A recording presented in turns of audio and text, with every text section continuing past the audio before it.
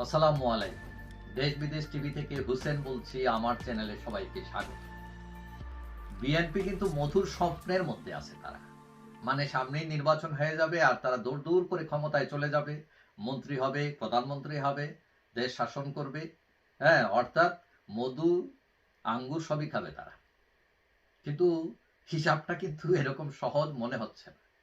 কারণ সরকারের যে দুইটা এজেন্ডা আছে, সংস্কার এবং নির্বাচন, এইগুলো নিয়ে কিন্তু নতুন নতুন তথ্য, বুদ্ধি, কৌশল বেরোচ্ছে। এখন এনসিপি, নতুন যে নাগরিক পার্টি, এবং জামাতে ইসলাম, এরা কিন্তু সংস্কারের উপর জোর দিচ্ছে বেশি। আর বিএনপি জোর দিচ্ছে নির্বাচনের উপর। মানে যত তাড়াতাড়ি নির্বাচন দিয়ে, মানে আওয়ামী লীগ মাঠে নাই, দৌড়ে চলে যাব ক্ষমতায়। এবং সরকার বলছে জুন 2026-এর মধ্যে নির্বাচন করবে।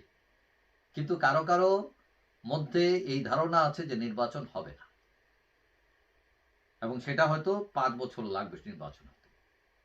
এখন ইতিমধ্যে আমরা দেখছি বৈষম্য বিরোধীদের একটি অংশ সোশ্যাল মিডিয়া খুবই তৎপর, এবং তারা বলছে দেশের উন্নতি চাইলে ইউনূসকে আরো 10 বছর ক্ষমতায় রাখতে হবে।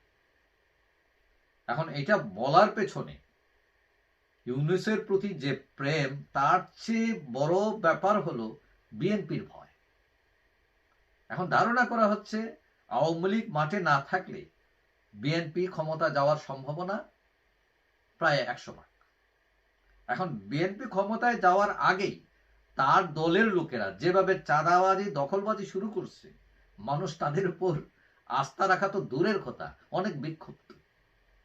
এখন শুধু মানুষের সাথে সমস্যা না, ব্যবসা বাণিজ্য বিভিন্ন যারা করতেছে, চাঁদাবাজি শুরু হয়ে গেছে। এবং তাদের দলের মধ্যেও এই টাকা পয়সা ভাগ বাটোরা নিয়ে মারামারি। কয়দিন আগে দেখলাম সাভারে, সেখানে এক গ্রুপ আরেক গ্রুপে দুইটা হাতুড়ি দিয়ে মাইটা পিঠা আইসিওতে পাঠাইছে।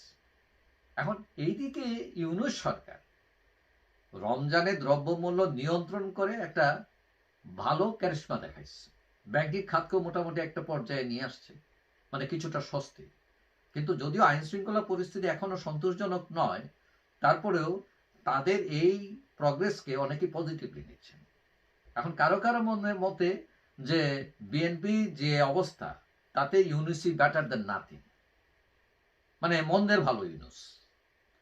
এখন বিএনপি তারেক জিয়া, তাদের নেতা, তিনি এর আগে থেকে অনেক সমালোচিত, এবং দলে কোনো নেতৃত্ব তৈরি হয়নি বিএনপিতে, নতুন প্রজন্মের কোনো অংশগ্রহণ নাই। যখন মিছিল মিটিং হয় বিএনপির, দেখবেন বেশিরভাগ লোকই 40 দল, এবং দলের ভিতর কোনো সংস্কারও নেই। এখন কেউ কেউ মনে করেন যে আওয়ামী লীগ অনেক দুর্নীতি করলেও বাংলাদেশে ব্যাপক উন্নয়ন করেছে, বিএনপি ক্ষমতায় গেলে তারা এটাও পারবে না। কিন্তু সমস্যা হচ্ছে বিএনপিকে এই মাঠে চ্যালেঞ্জ করার মতো কোনো দল এখনো তৈরি হয়নি আওয়ামী লীগ ছাড়া। এখন আওয়ামী লীগ তো মাঠে নাই, সুতরাং মাঠ ফাঁকা, তারা গোল দেওয়ার জন্য একদম রেডি হয়ে যাচ্ছে।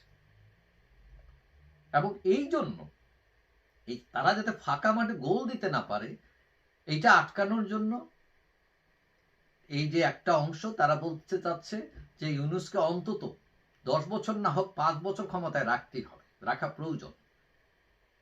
কিন্তু বিএনপি গণতন্ত্রের দোহাই দিয়ে রাষ্ট্রকে খাদের কিনারে যদি নিয়ে যায় কিনা, সেটা নিয়ে অনেকের ভয়।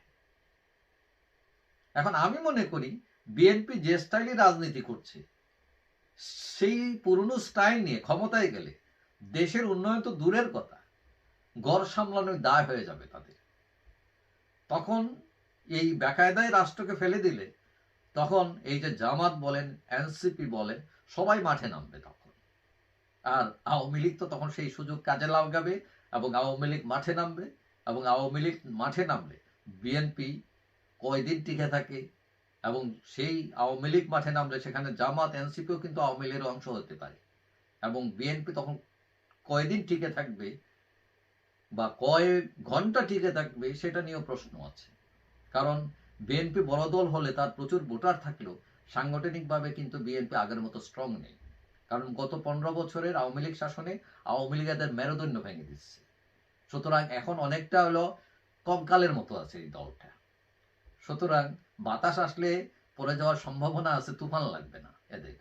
যাই হোক, আশা করি বিএনপি তার অবকাঠামো, তার নিজের দলের সংস্কার করবে এবং এই যে অভুক্ত লোকজন যারা চাঁদাবাজি দখলবাজিতে এখনই লিপ্ত হয়ে গেছে, তাদের যদি কন্ট্রোল করতে না পারে, তাহলে তাদের পতনও বেশি দিন বাকি নেই।